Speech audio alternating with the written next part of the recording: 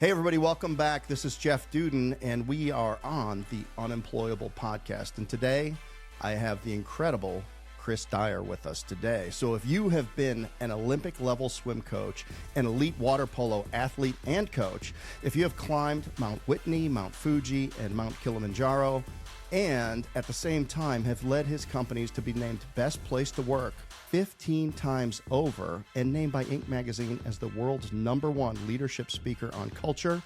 If you are the author of The Power of Company Culture, which has been celebrated as one of the top 10 HR books of all time, your name can only be the incredible business athlete, Chris Dyer. Welcome, Chris.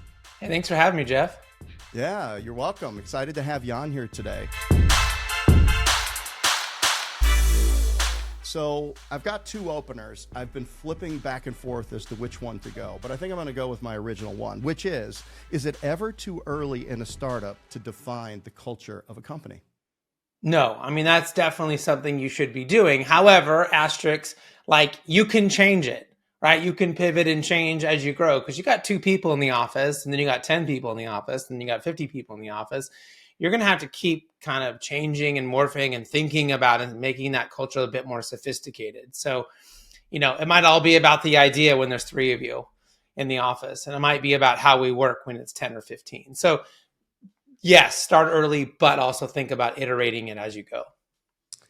In my experience in building lots of businesses and helping lots of franchise owners build their businesses, there are certain things that keep small companies small.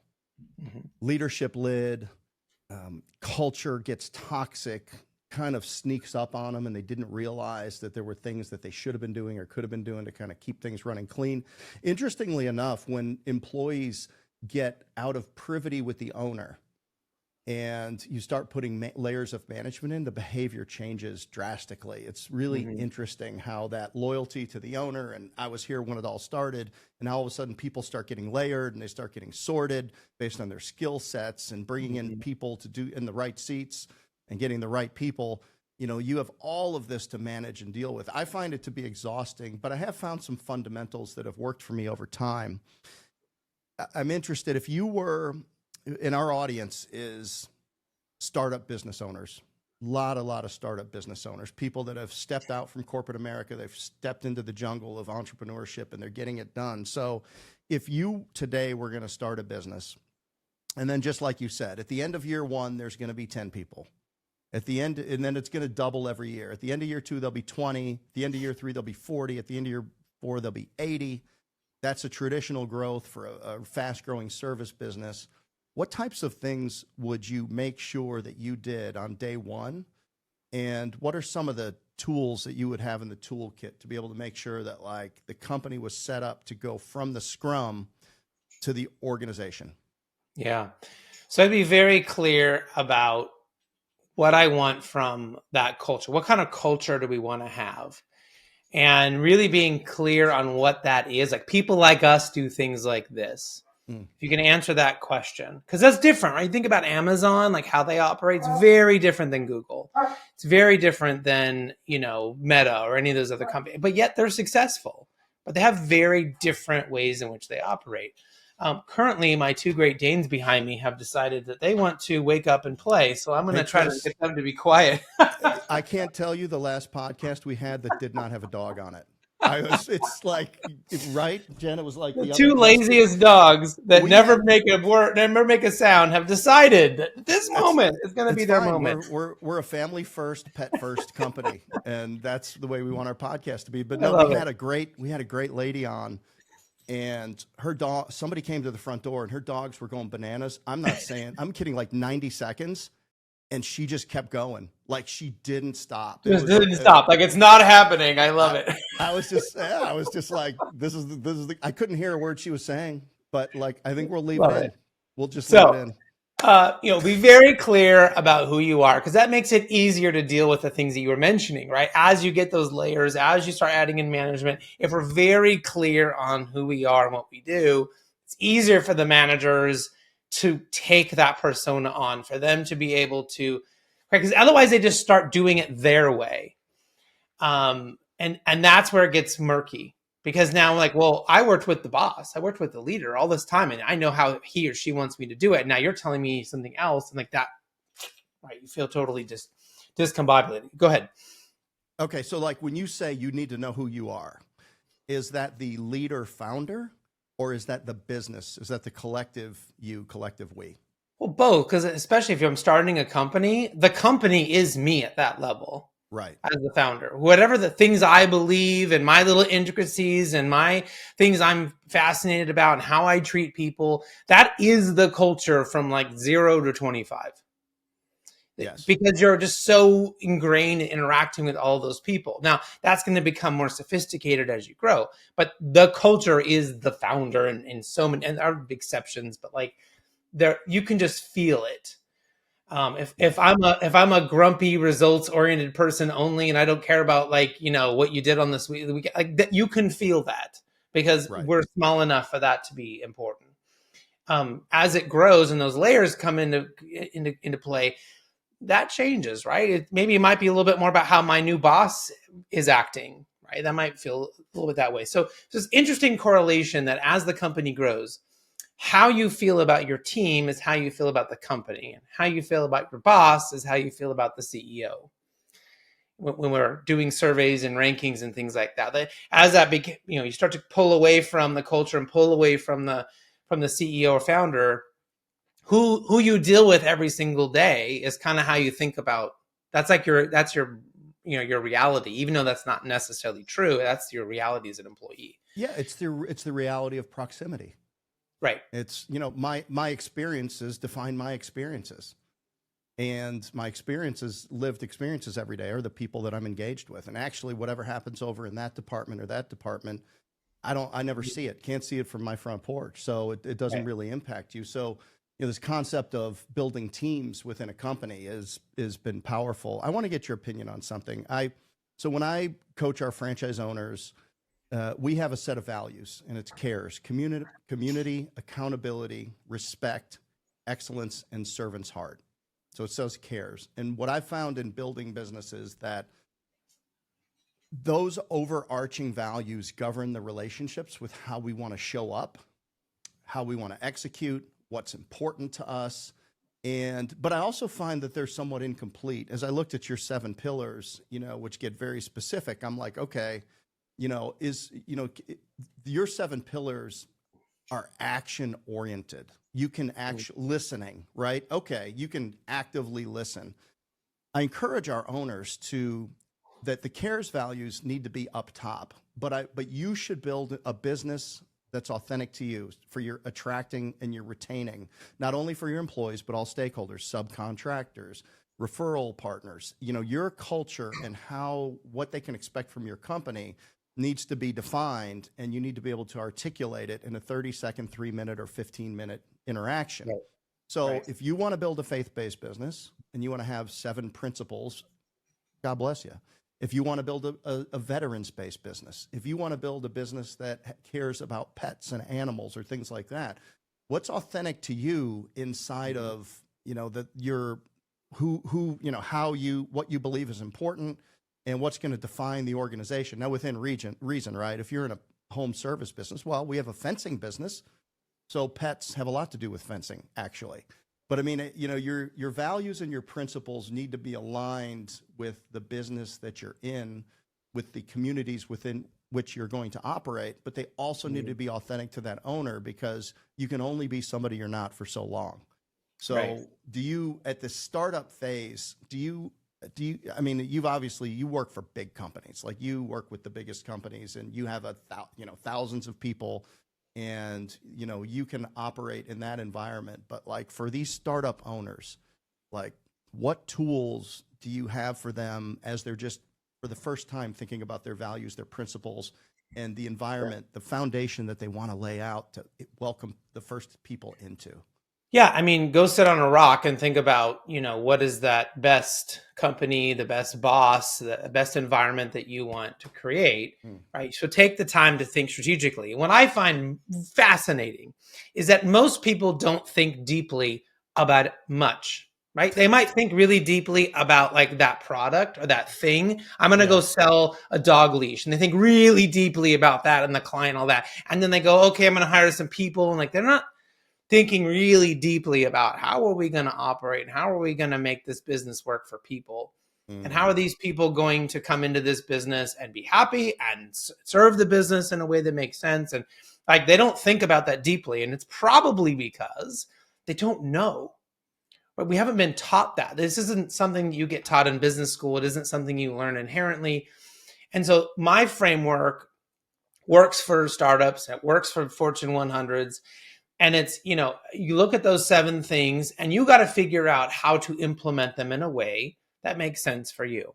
And you're right, they're very action oriented, because what I find is if you did think deeply and you did say, I have this really clear plan of who I want what I want this company to be. That's day 1. And by day 50, you're so focused on selling dog leashes that you're not even thinking about that anymore. Right. And you start to lose that momentum and you lose that feeling, and then you start hiring people that are not in alignment with what you said was important, and that's how you end up with a really crappy employee, or you know, someone who's not serving your business, is not aligned. So your question is what tools? So I have found that there are some really specific things that you need to do to really make sure this is helping your business and that you're thinking about it. Number 1 is your meetings. Your meetings are a direct reflection of your culture.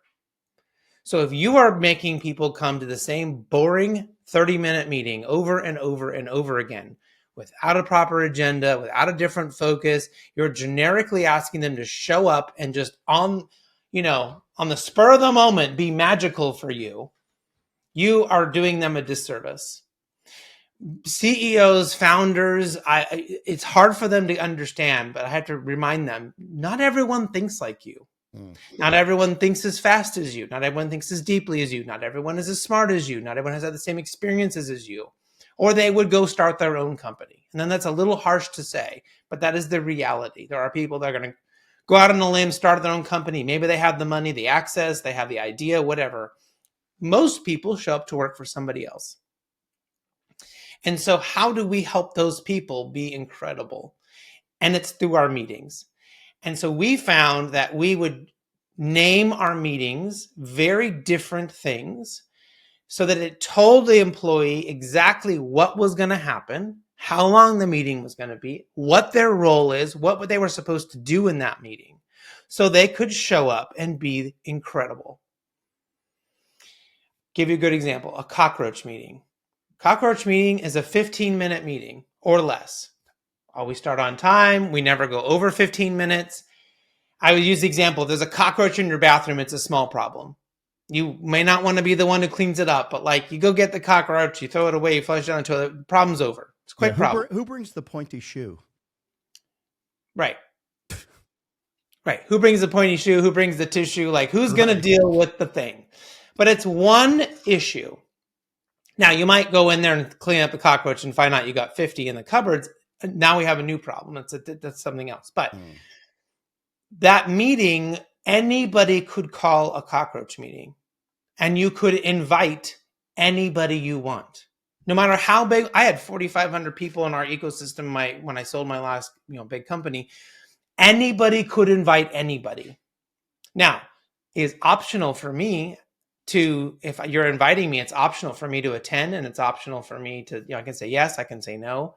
But if you think inviting the CEO and the CTO and the CMO is the right call, go for it. They might say no if they don't think they're the right person to be on there, or they're busy, or they can't do it, or whatever. But like what we found is that people spend so much time picking up the phone and hanging up, pick up the phone, hang up, or walking around the office and asking people questions one at a time. And so information moved very slowly, and they took them a really long time to get their answer. This is magnified in remote and hybrid work, or if your workforce is sort of spread across the country or the world. And then they were stuck having to wait to talk to their boss on their weekly meeting, or wait to talk to their team on their weekly meeting. And so their answer, they might go an entire week and not get their answer. And if their boss cancels or the team meeting gets pushed, they might go 2 weeks. Do you know how incredibly frustrating that is? You know how that just kills your business, that someone can't get an answer to their question, can't get their problem solved without someone else or a boss or somebody like that. So that is a culture killer in my opinion. We've seen that again and again and again. Frustration, can't get my problem solved. That turns me into a lazy employee who doesn't care, who's totally apathetic because you've trained me to do it that way. You've trained me that the organization doesn't care about solving my problem, and we don't care about getting things done quickly. And so I'm just going to sit back here and wait. I'm going to collect my paycheck and wait because you've told me I'm not important. So we shift that meeting into, I can get my answer. I can invite 5 to 7 people. I can get my answer at, I call the meeting for an hour from now. I can get my call, my meeting, and I can figure that out. At least I can get something.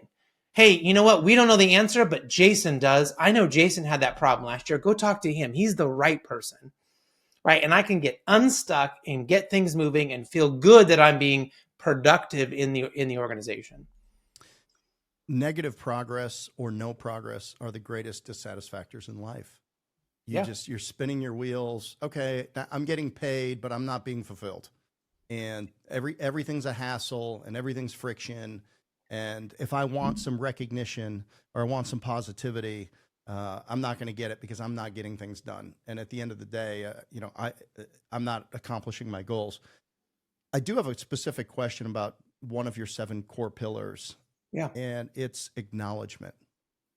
How does acknowledgement help foster a positive culture? Recognition and acknowledgement is everything, right? So we're acknowledging that person, we're acknowledging our clients, whoever we're doing that for, we're finding ways. And in the book, I give you 2 very different courses of action. I think in most businesses, especially in startups, it's just about saying thank you. Now, whether you put their name up on a board or whether you say thank you in Slack or on Teams, maybe you call a quick meeting. Again, I think if you do it on email or Slack, that works the best for your extroverts and your introverts, right? Mm-hmm. Someone who's really introverted, you call a team meeting and you pull them up in front of everybody, you're actually not making their day. You're making it worse.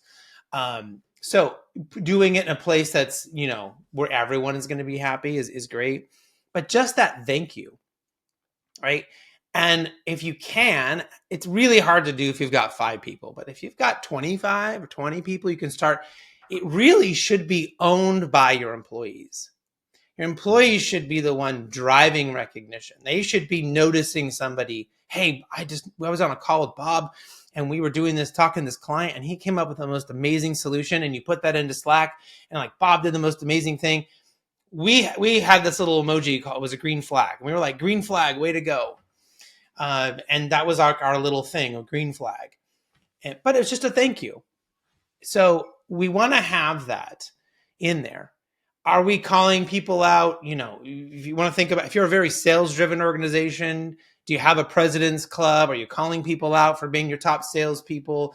If you're a customer service-driven company, are you calling your top customer service people out? Are you giving them bonuses or vacations or whatever it is that motivates them? You got to figure that out. But if you say you are a thing, are you doing something to really show everyone you really care about that through your actions and measurement's one of my pillars too. Are you measuring that, right?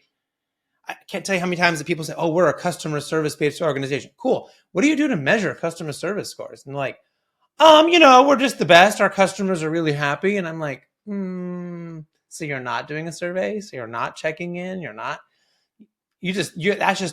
You believe it, but that doesn't make it true. Right. So you have to be really focused on how do you say thank you and how do you acknowledge not just your employees, but your clients, your vendors, everyone in your atmosphere. I've coached 30 seasons of my kids' sports, and I wrote a book called Hey Coach. And within that book, I called out the importance of unique language and stories. And I still talk about that unique language, naming certain things. Any kind of club that you've ever been a part of has a secret handshake or something that they call it here that they don't call it anywhere else. And I've heard it just in this first 20 minutes, I have heard green flag. I've heard cockroach meeting. I've heard all of these things that I've never heard anywhere else before. And that but like that makes a culture special. Like this is us, this is ours. And I actually had overlooked, but I see that uniqueness is one of your 7 core pillars of cultural. And I talk about that all the time. I said, you've got it. You create a unique language, and then your culture is an organization's memory. It's going to live in the stories, and you need to make sure that the right stories stay alive inside of it. What are some other things that you do intentionally to create uniqueness in your workplace? So what you're referring to is tribal speak, and we can look at some of the best organizations in the world. I was just at Disneyland yesterday. They have an entire language, cast members, backstage. I mean, they have this language, right? Walmart has 900 letter acronyms for everything. And I think it's the most ridiculous thing I've ever seen, but it is a very specific language and it is their thing. And they've obviously are wildly successful. So having that is so important. I'm glad that you called that out, and it can be anything. Take my cockroach meeting and rename it something else. I don't care. Right? Just make it something special, and your people really will love doing that stuff. When we think about uniqueness, though, it's about celebrating each individual person or each team or each department about what makes them successful. So there's lots of lenses here. There's the lens of what makes you unique as like my top salesperson. Like what is it about you that you're doing? What are your practices? Who are you? Where are you?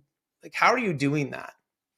And getting really curious about that. It's also about you have a whole team of people, and it's really easy to like say, well, what do we all have in common? What do we all like to do? And what you end up doing is some of the people end up, that you're right about that. There is a lot of commonality, but you end up excluding certain people who don't have those same values, don't have those same experiences, don't come from the same upbringing or whatever. And so I know this is a hot button topic, but that's sort of like my way of doing inclusion, right? About getting, how do we bring in the right people and be able to ensure that we are really curious about what makes them special and them uniquely good for our business. And so if I'm overly focused on, we all like tacos and we all like pizza, and I don't ever ask anybody else what they like to eat, I don't learn anything new. And I don't get exposed to any new ideas because, we all like pizza. We all like tacos. That's what we'll have at all of our meetings and all of our lunchtime. We all like the same thing, right?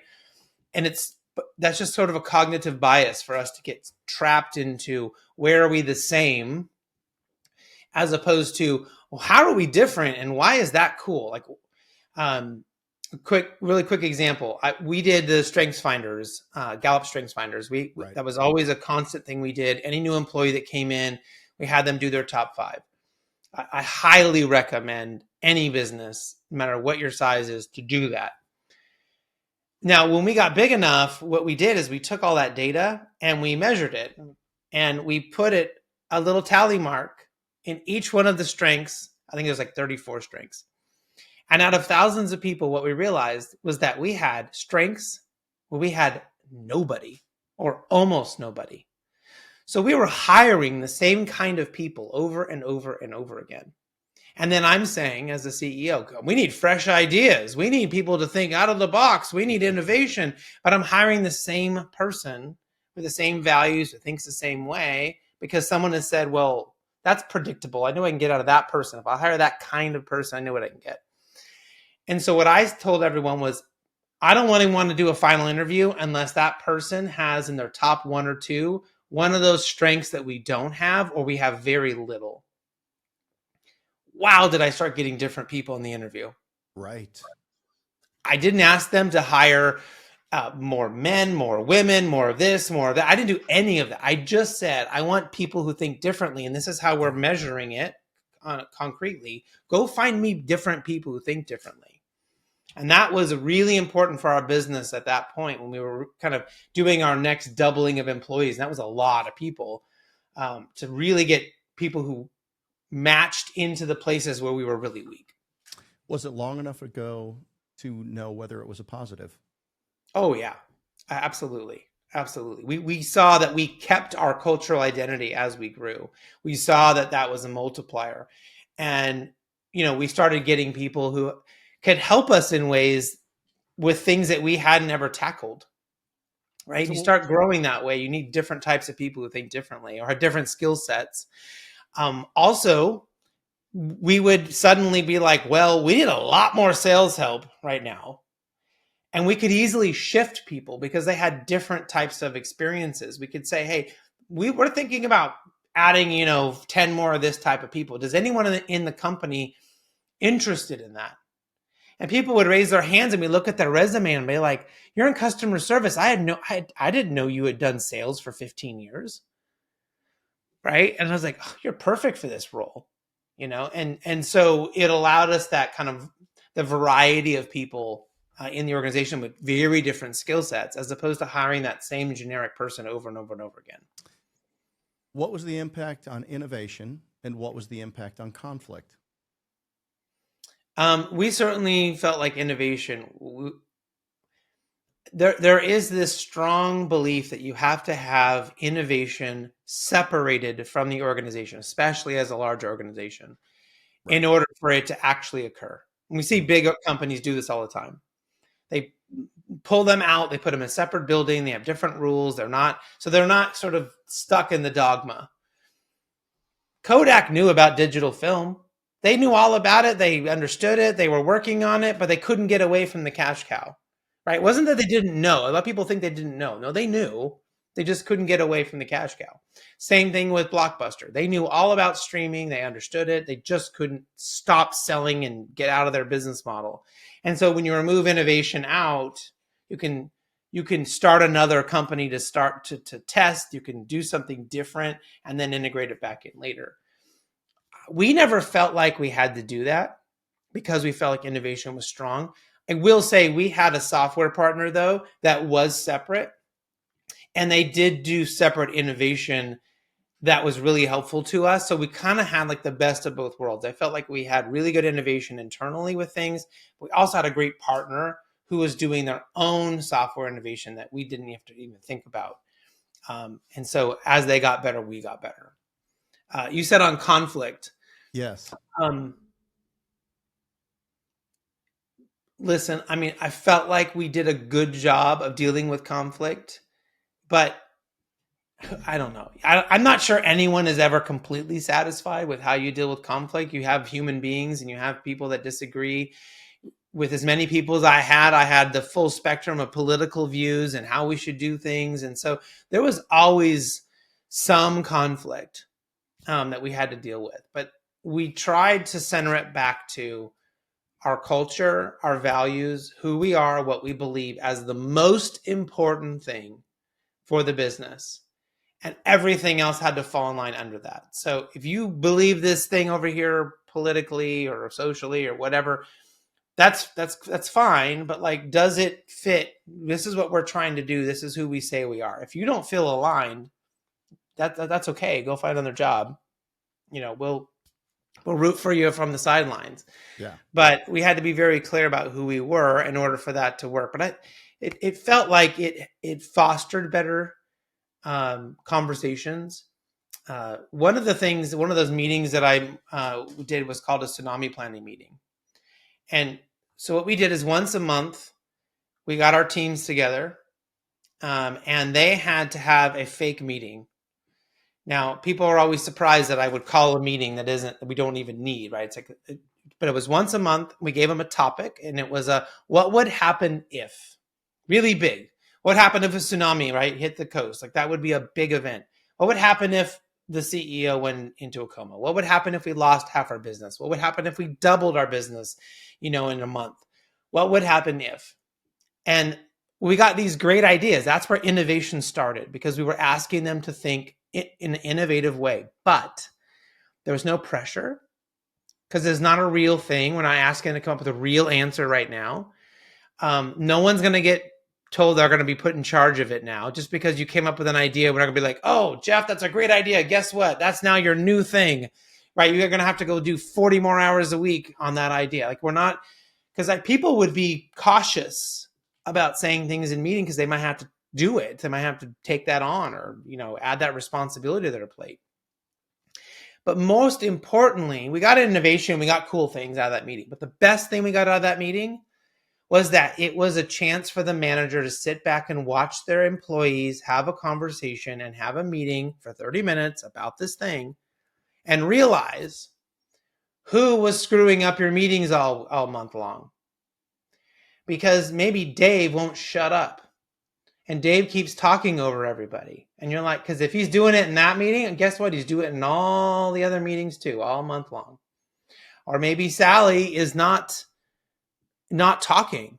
She's not getting her voice heard. She's not raising her hand. She's letting all the other people talk over her and she's just sitting there quietly. Those are two very different things you need to be worried about as a manager, but you better go deal with that. We need to go tell Dave to tone it down, and we got to tell Sally to, we want to hear from her. We hired her for a reason. She's a smart person. I want to hear from you.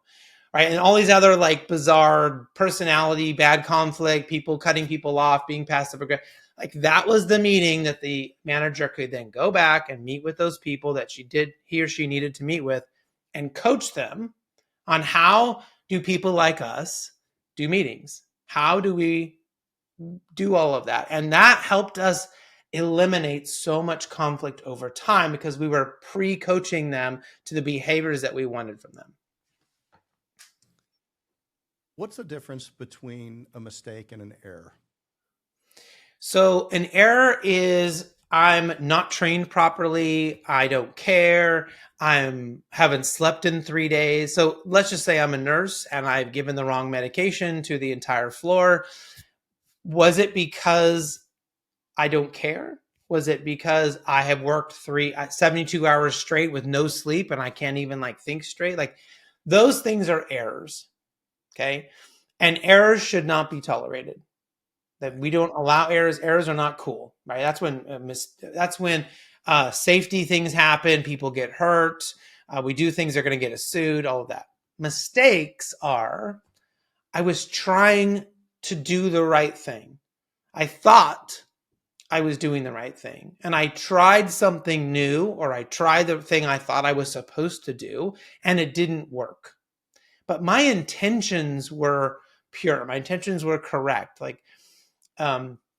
Great example. I mean, Southwest Airlines has gone through a lot, and I don't know if they're the same organization anymore, but 10, 15 years ago, if an employee did something that they thought was the right thing, Southwest Airlines would never criticize them publicly.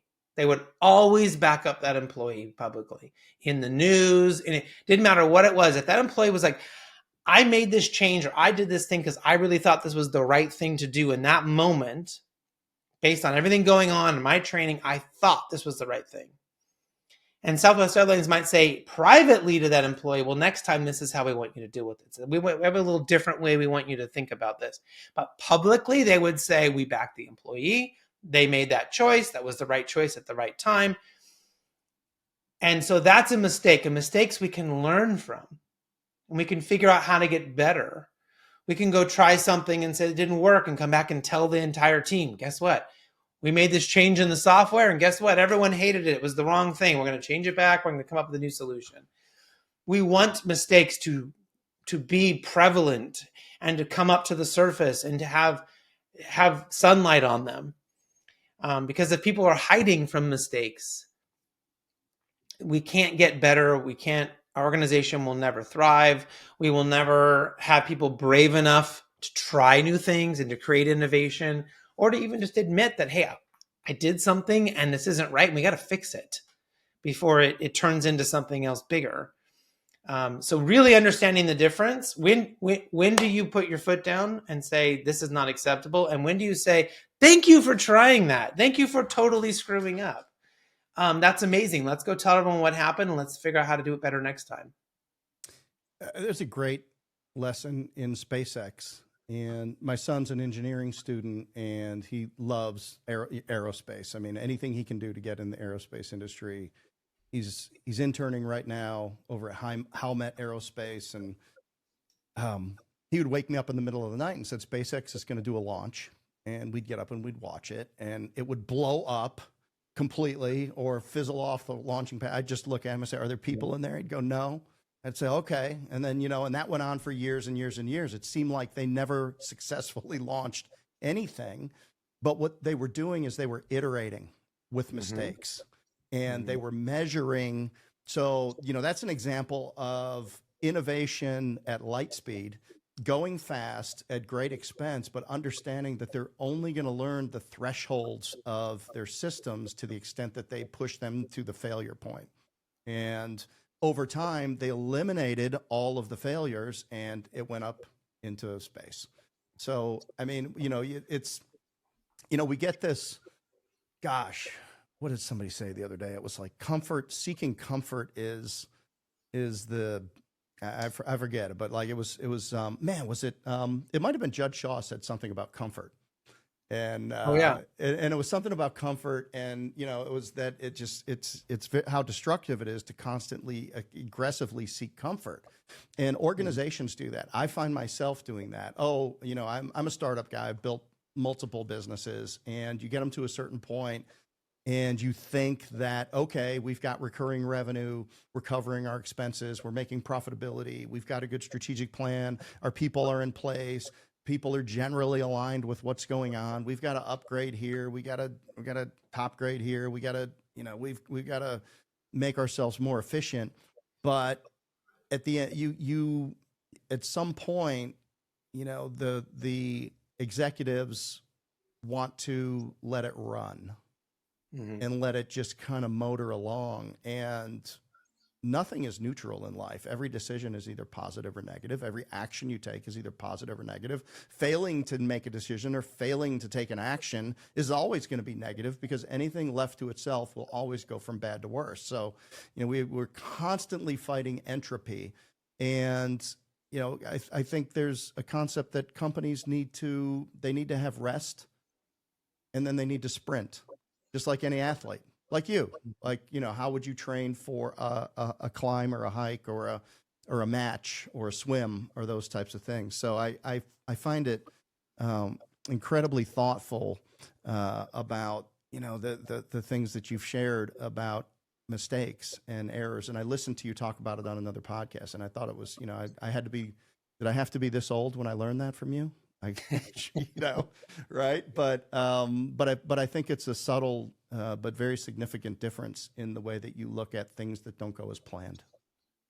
Well, and that framing, if anyone wants to go on a deep dive on that, there's a book called Anti-Fragile, and the author really dives in. And I think the biggest lesson out of the book for me was, if you look at environments in nature that are calm and pristine, right, where there isn't a lot going on, they're very weak and fragile.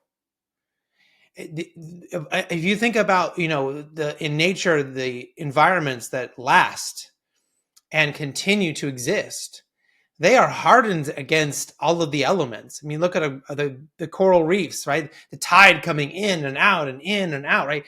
They have to be prepared for that constant chaos. Maybe it's a forest and it has winds and fires. I mean, there are no environments where everything is perfectly pristine and calm and nothing ever bothers it. I mean, that's not reality. So if you want to go have a lifestyle business and you set it up and it's going to run, that's totally cool. That's fine. You need to understand what the risks are of that. But if you're trying to reach a goal, it's not going to be, well, I'm going to set up this thing and put a manager in place and I'm going to go fish and it's all going to magically happen. There's going to be problems. There's going to be issues. There's going to be things you have to deal with. And one of the best things I ever learned from one of my CEO groups, I remember I'm sitting there and I'm complaining about all the stuff that I got to do and this and that and these problems. And this is long before I kind of really got involved in the culture stuff. But one of these kind of more senior CEOs turned to me and said, one day I changed my perspective on all of this. I realized it was my job as the CEO to deal with the hard stuff. It was my job to deal with the big issues. And instead of being grumpy and upset about it, I decided I was going to be happy that they brought it to me. I was going to be thankful that I had the opportunity to solve this big problem. And he totally changed his perspective. And as I'm sitting there, I'm going, oh, that's so good. He's so right. Like, oh, I'm such an idiot. Here I am complaining. Oh, you're bringing me this big problem. Do I really want a brand new employee to be dealing with a really large problem that could totally change my business? No. I want that person to bring it to me. Do I want that person to do a little stuff? Absolutely. So, it's like I want to let go of the little stuff, and I should be one doing with the big stuff. And that perspective is like huge for CEOs. Oh, it changed my life. When I learned that I needed to subtract I have to and replace it with I get to. Changed my life. Because you've got to protect, as a CEO, as a business builder, I guess as everybody, but maybe I'm a little self-involved, but you have to protect your heart, and you've got to use your mind, because when you step into a leadership position, oftentimes you are unfairly attacked. You have an outsized level of stress and responsibility, even if it's something that you could say, well, I didn't pay attention to it. It didn't go well.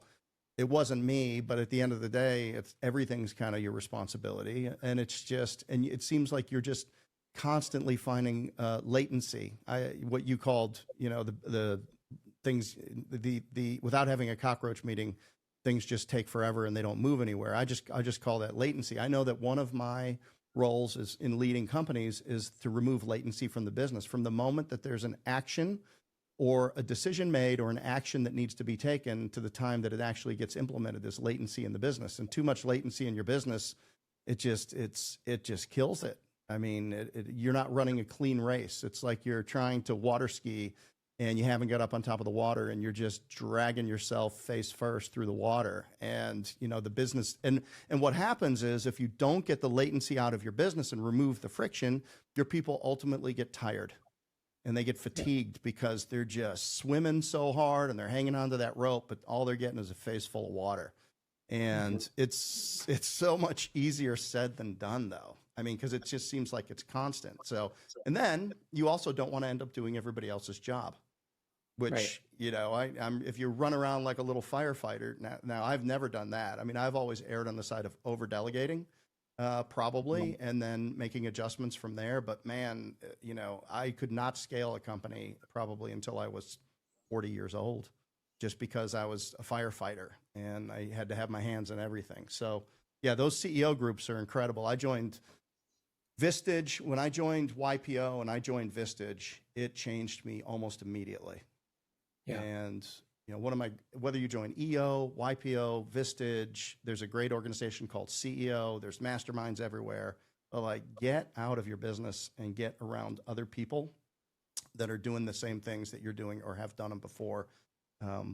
Huge. And a lot of that is new information that you just didn't have. You didn't know. Right. And so all these other people are telling you, hey, here's all these other ways we can do that. And so that's why transparency is my first pillar, because you've got to get people information. You've got to be able to tell them all the things you can possibly tell them about your business, about why you're making decisions, how you're making the money, how you spend the money. Like, the more you can tell them, the more they can actually show up and help you.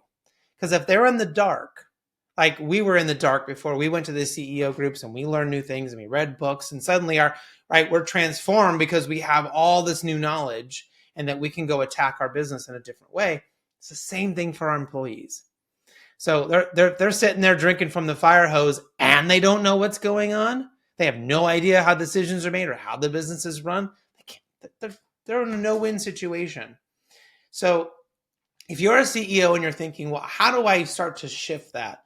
How do I start to change that, right? So step one is to start on a very regular basis, whether it's monthly or weekly or whatever it is. Can you show up to a team meeting or company meeting and tell everyone what's going on? Here's what's happening in sales. Here's what's happening in marketing. Here's what's happening. Hey, we lost this person. They left our company, and here's why. Like, if you can give that, sometimes you can't, but like, here's what happened. And we're hiring this new person. This is why we hired them. This is who they are. Just giving people, that information is so valuable. And then the second step is stop making the decisions for everybody. If you don't want to walk around and you don't want to be the firefighter and you don't want to do all that, start asking people when they come to you and they want that last seal of approval and they keep coming to you and they're not making that decision because they just want to make sure they're not going to screw up or whatever. You just say, what do you think we should do? Now, yes, if they're going to pick something illegal or something that's going to cost you $1 million, yes, you can jump in. But for most decisions, even if you know they're going to screw it up a little bit, you got to let them go do that. And just say, what do you think we should do? Okay, why don't you go try that and let me know how it works? I had to get myself out of the habit. It took me a year to get out of the habit of just giving everyone the answer and telling them what to do or putting that rubber stamp. And then I was, of course, going home and complaining to my wife that like no one makes decisions and no one's trying anything. And because they were coming to me and I did it for them. Right. So I don't need a bunch of robots. I need people who can show up and be creative. But I had to change my behavior to make that happen. Yeah. We teach people how to treat us. Yeah. Yep. As I mentioned in the opening, you've been an athlete and you've been an adventurer. What would you share with people about the importance of getting outside the business and doing hard things? I have this concept of a business athlete, and it kind of goes like this. It's, you know, I was a college football player, so we would train 300 days a year, training room, watching film. Then you'd go to lift weights, and then you'd go out on the field in the afternoon and you would catch 1,000 footballs, or you'd run patterns, or you'd work on agility or footwork. And you were just like, every little aspect of you as an athlete was being worked on individually with different coaches who were responsible for that aspect of your performance. Then we have business owners that don't even watch the videos. And they don't, you know, and then they show up out at an appointment or at an interview with employees or at a business networking group, and they haven't put in the work, like they haven't trained. So the connection that I made was people that train at a high level athletically know how to prepare, and they understand the importance of preparation. And while it's not 100%, there is a correlation between people that have done hard things, that have broken performance down into its various parts, put them together, and had some success, translating to their success in business. Was that the case for you? Yeah, I've never met a business owner who was successful who did not work on the business, right? At some level, whether that was a little bit every day or they took a week off or a month off, or all the successful ones I've ever met have that in their business or in their life where they're working on and out of the business sort of separately. Whether that's with consultants or advisors or a business group or by themselves. There's lots of different ways to do it. But you can't just be in the business all of the time, running the rat race. You have to take that time to step back and to think about, how are we going to do things differently? What's happening with the market? I mean, if you're not stopping and thinking about AI right now, This is your last summer. Let me be very clear. This is it. This is your last summer knowing your life how it is, because ChatGPT 5 is about to come out. And by this time next year, you're not even going to recognize your life or your business. Things are going to change that much, that quickly. Right. And so this is like, I've been telling you, this is like the summer of 69 or whatever. This is like or maybe it's February, right before COVID. Like, you don't know, you don't realize what's about to come, about to hit you across the face. So if you're not spending this time right now, understanding AI, stepping out of your business and thinking about how we could do things differently. What would we do if this changed or that changed? You're screwed. You're going to be playing catch up. Your business might not even survive. Right. If that's how you're going to approach it. If it's like, well, I guess I'll figure it out later. No. This is one of the most fundamentally important changes going to happen to business. And if you don't believe me, it took ChatGPT 17 months to get 800 million users. Yes. It took smartphones 5 years to do that. Right. Just smartphones. It took Netflix like 10 or 11 years to do that. And those are really big shifts in our entire how we work and how we operate. Just ChatGPT alone, not Claude, not Perplexity, not any of those other ones. Just that one did it on its own in 17 months. You got to be thinking about that stuff, or you're gonna be gone. So I think that is an absolute. For me, it was. I definitely the first 6 or 7 years was stuck in that work in my business, in, and I had to learn how to mature and how to step out of it for sure. You've written another book called Remote Work in the past, and your company was one of the largest, most successful 100% remote work businesses. What would you share about your view of the future of work and workplace? As you've already talked about AI, but what about remote work? What about contracting? What about, some of the shifts that you see that you're thinking about and that keep you up at night right now? Well, I mean, any business that's going to continue to be viable, you're going to have to think about having an adaptable, flexible workforce. Now, there are companies that can be very, we're going to have everyone in the office and you're all going to be here. And like they have a certain leverage because of who they are, the size they are, how much they can pay, the opportunities they can give. But we were really talking about startups here. We're talking about these companies that, how do you compete against the gorilla? I'll tell you how I competed. I was super flexible. We allowed remote work. So I could get talent for half the price somewhere else in the country. Hiring a CMO in Kansas who was just as good as a CMO I could get in Los Angeles for half the price. Right, that allows me to be I can go spend that money somewhere else on marketing, on sales, on whatever, and I can compete better against the big gorillas in my industry. We allowed people to work, if they didn't want to work full time, okay. I had a lot of single parents that were very happy to work 30 hours or 35 hours. And we figured out all the complexities with insurance and all that stuff with them, so that we could offer them that opportunity. We figured out that spouses of military was the best. That is the best group of people I could ever hire for my business, because they're really smart and they can't find a job because people locally know, well, your spouse is in the military. You're going to leave here in 6 months. You're going to leave in a year. You're going to, in the middle of the night, disappear because you get relocated. They don't want to hire them. And I'm like, I'd love to hire you. If you get relocated, you can take that time off. It doesn't count against your PTO. It doesn't count. Take that time off, go move, get yourself settled, and you can start working again. Like, we gave them that flexibility. You want to work 20 hours? You want to work 40 hours? You want to work 35 hours? Whatever. We'll figure it out with you. And so I got supercomputers working for me who couldn't get a job, right? Because we found a group that worked really, really well. So if you're trying to compete against the big boys, I think being super flexible and trying to find a way to get a great person in who doesn't fit the traditional, I have to come into an office, I have to sit in traffic for 2 hours, I have to work 40 hours, I have to be here all the whole time. I found these most amazing people who wanted to be stay-at-home parents, but also wanted to work a little bit, or spouses of the military, or people that were physically handicapped that couldn't leave their home, but they could do amazing work for us. We just thought about, how do we get these people that are kind of left on the fringes to create an army that could kick the butt of those big gorillas in our space. That was how we approached it, and that's how I would approach any new business.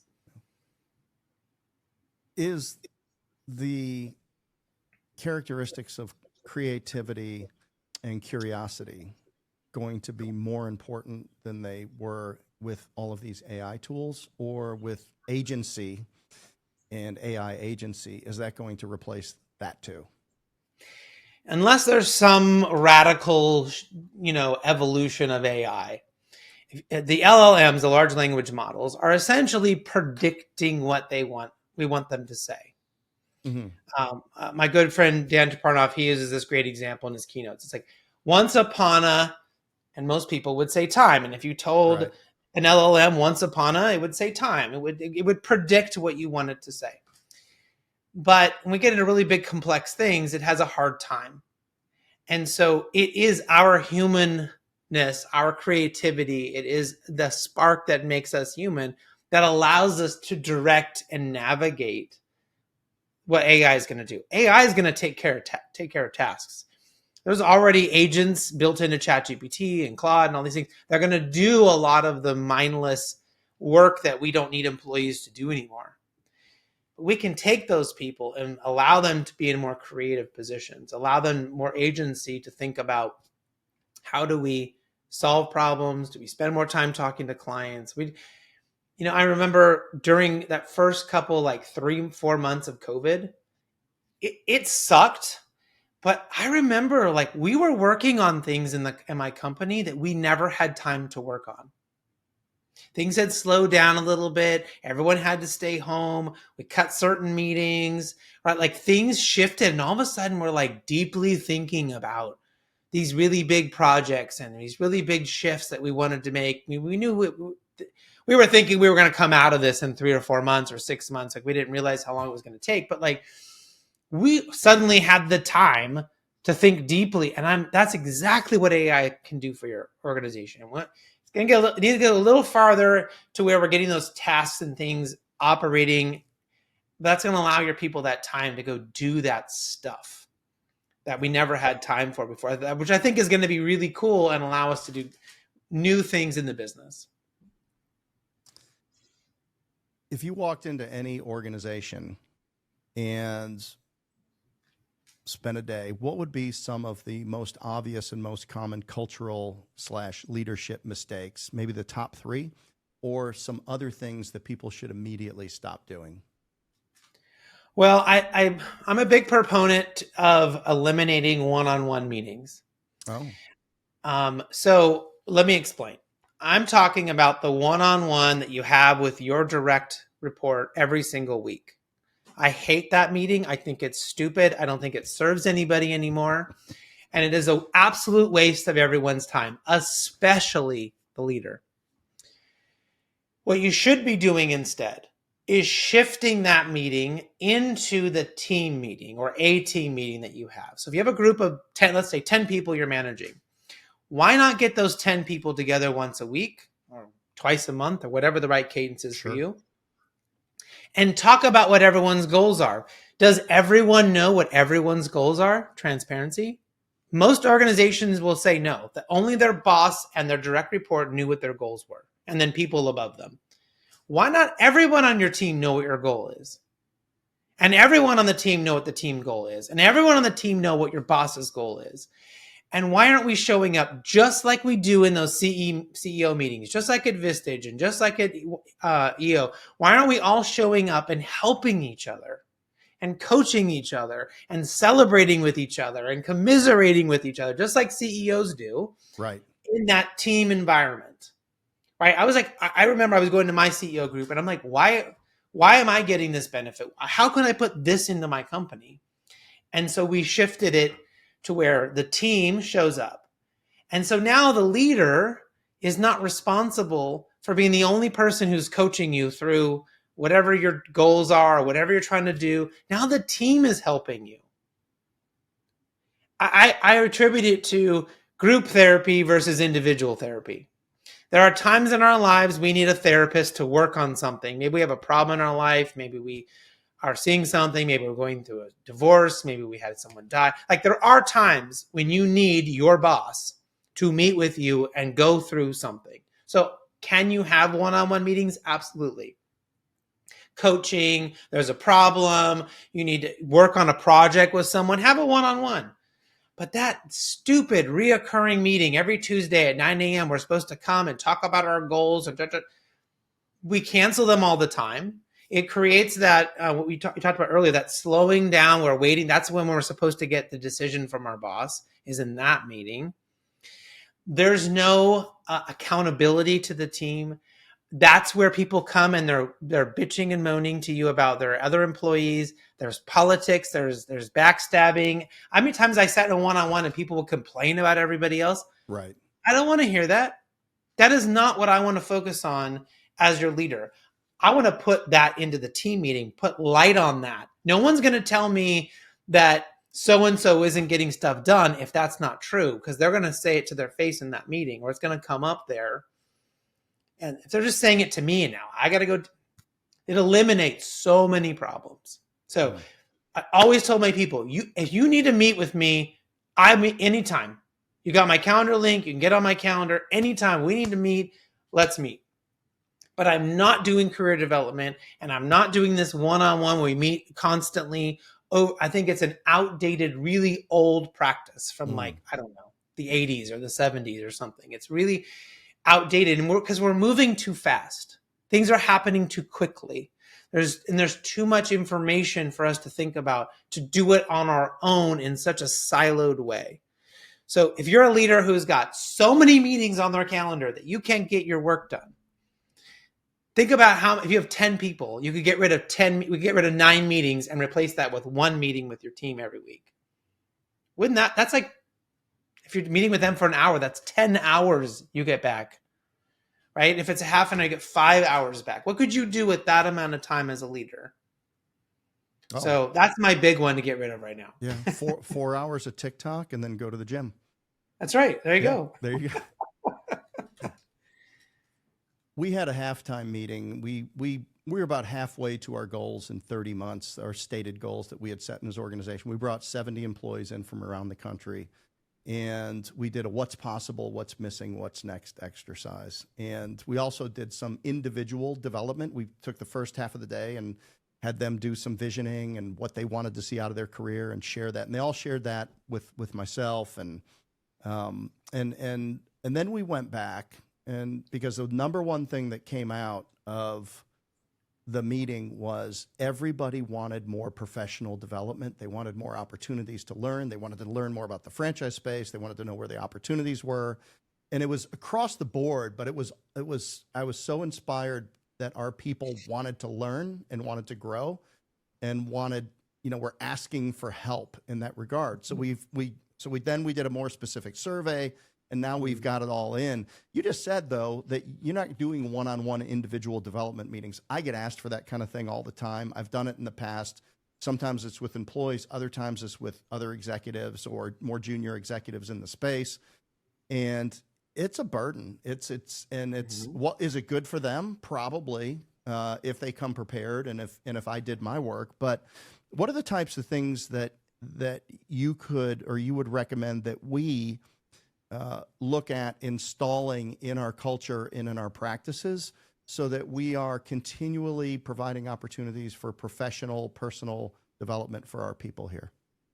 So if you move those meetings into the group meetings, you're going to get far more development a lot faster, because there's going to be a lot more people to help that person learn quickly. Okay. As opposed to the burden is on the leader, right? And their time.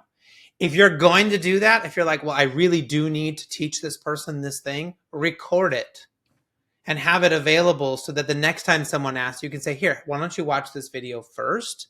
And then let me know if you have any more questions, if you missed anything. We would record everything, every training, every little interaction, and we would have them as an internal thing. And we could send them to people, provide them.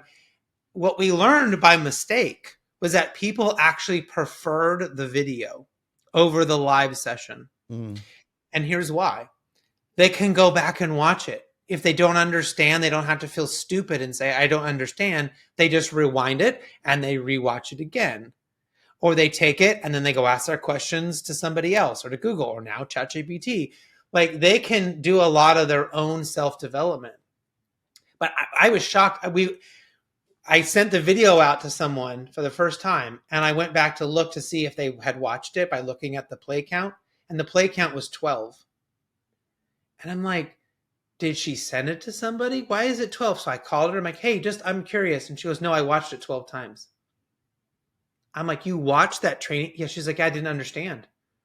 So my mind was blown. I'm thinking, here I am giving the best training ever. I'm clearly the best, most amazing trainer. And she had to watch it 12 times to get it. She doesn't get that opportunity in a live setting. Right. So right? So video is huge.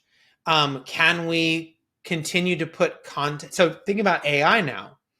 You can give everyone ChatGPT access that is company based and share with them custom GPTs that have been pre-programmed with certain information.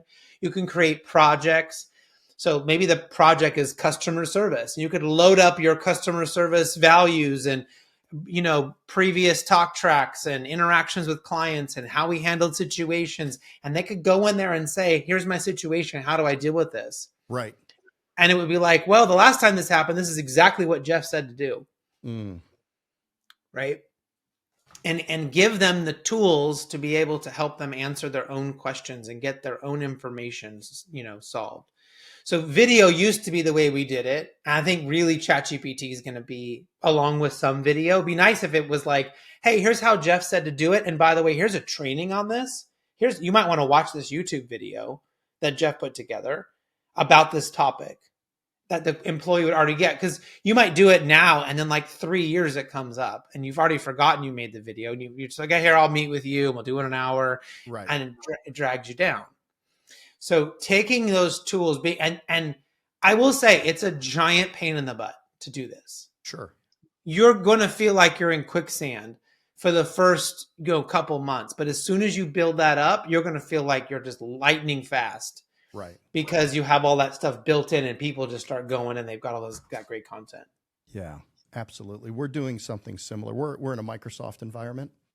So we're doing something very similar with Copilot. That's a big initiative that we have right here. And the nice thing is everything is recorded for the most part. Right. So we have access to it. We have all the conversations. We got all the threads and the SharePoints and the team chat groups and all of that kind of stuff. So we have even though we've only been at it about 3 years, we have a pretty substantial body of information that we'll be able to glean from. So, I wonder. So you say your most important need then, right, is to make sure people know how to access that and how to find their answers. That now becomes the new thing, right? Is to spend all your time training people how to get their answers. So right. You've done the amazing work. That's where I see leaders fail. Is that like we put all these documents together, we did all this stuff, and they don't teach employees how to go and do it. Chris, this has been amazing. I have pages and pages of notes. I never get tired of learning about culture and tools and tactics. And then also every time I leave a conversation like this, I realize, how much I've missed. But culture is the hard stuff. I share with our franchise owners that business is two things. It's people and math. And you're building a system that is math-based about conversion and leads and engagement time and time to implement and all of these different things that you can measure. But then there's the people piece to it. And if you just do the math and you don't do the people piece, then your company's going to be incomplete. If you just do the people piece and you don't do the math, then the people won't know where to focus. So these two things work in concert with one another. I guess you could say that people is art and math is science, but I've actually heard you say that there's a science behind the people. Is that something that you talk about in your book? Yeah. Culture is not an art, it's a science. Yep. All right. Well, so now I have to change my narrative. So, which is just another thing I've learned today. So we're going to let people go out and get the book, The Power of Company Culture. And I guarantee that if this will either improve what you have or to help you lay a foundation in the absence thereof. If you're starting a new business, you might as well start out on the right foot with the right 7 core pillars, because I believe that they're right on point. So we're going to tug a little bit on the reins and head the horse towards the barn here, but I've got 2 questions for you if you would play along. Number 1, I'm going to have a curveball for you. And then I've got a fastball coming straight down the middle. But before we do that, how can people best get in touch with you, Chris? A few ways. So if you want to text 33777 and put my name, Chris, as the message, I will send you, certainly happy to stay in touch with you. I'll have my email, but I'll send you a PDF that's got all those different meeting types that I talked about. Okay. And also 25 great starter questions if you want to learn how to better listen to your people and ask great questions. So that free document, free resource, happy to send out to you. You can go to chrisdyer.com, or if you hang out on TikTok or Instagram or wherever you hang out in social, I'm there, happy to be your friend and connect. So, and I also want to check out Chris Dyer's Creative Friends. Is that you? nope, that's That, another guy. He is that's what I thought.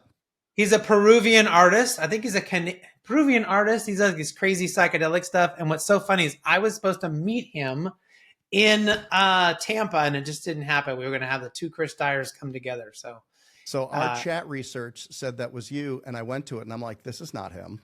No dreads. No. I was gonna say you cleaned up nice. Okay, all right. So here's the curveball: gun to your head, or falling off of Kilimanjaro, something that you care about. If you had to start a new business in the next 30 days, yeah, and it can't be anything that you're currently doing, where do you see the opportunity in the marketplace? Oh, that's really hard because I just started a business. Where do I see the opportunity? I would say I have been thinking, is there opportunity? And it's not a long-term business. It could be a short-term business, which can be very profitable.